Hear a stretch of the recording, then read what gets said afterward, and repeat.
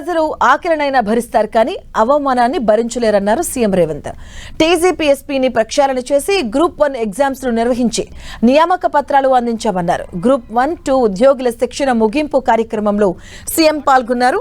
CM ప్రభుత్వ ఉద్యోగులను అమ్ముకున్నామని కోర్టుల్లో లీగల్ లిటిగేషన్ పెట్టారంటూ ప్రతిపక్షాలపై మండిపడ్డారు.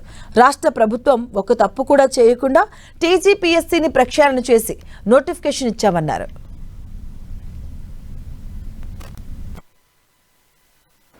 ఈ ప్రాంతము, ఈ భూమి, ఈ ప్రజల యొక్క నైజం, ఇక్కడి ప్రజలు ఆకలినైనా సహిస్తారు కానీ అవమానాన్ని సహించరు. ఈ ప్రాంత ప్రజలు సహనంతో ఉండొచ్చు కానీ ఆధిపత్యాన్ని స్వీకరించరు. యువమిత్రులైన అధికారులకు నా సూచన ఒక్కటే, సమ్మక్క సారలమ్మైనా,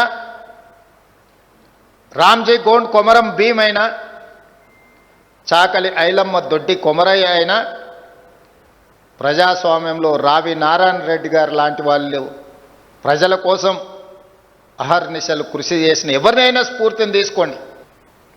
3 రకాల పరిస్థితులు ఎదురవుతాయి. చేరినప్పుడు చాలా గరంగా ఉంటాం, ఉడుకు రక్తం.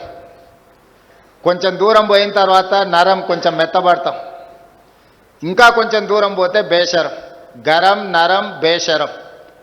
చివరికి లైఫ్లో సెటిల్ కావాలన్నా లేకపోతే రకరకాల ఆలోచనలతోని మనం కొన్ని తప్పిదాలు చేస్తూ ఉంటాం. ఎవరు ఏమనుకుంటే మాకేముందిలే, మాకు కావాల్సింది మేము తీసుకుంటున్నామని 3 రకాల పరిణామ క్రమాలు ఉంటాయి. అవి చర్చించుకుంటారు. ఇందులో ఎవ్వరు కూడా మొదటి దగ్గరనే ఆగిపోవాలనేది నా ఉద్దేశం.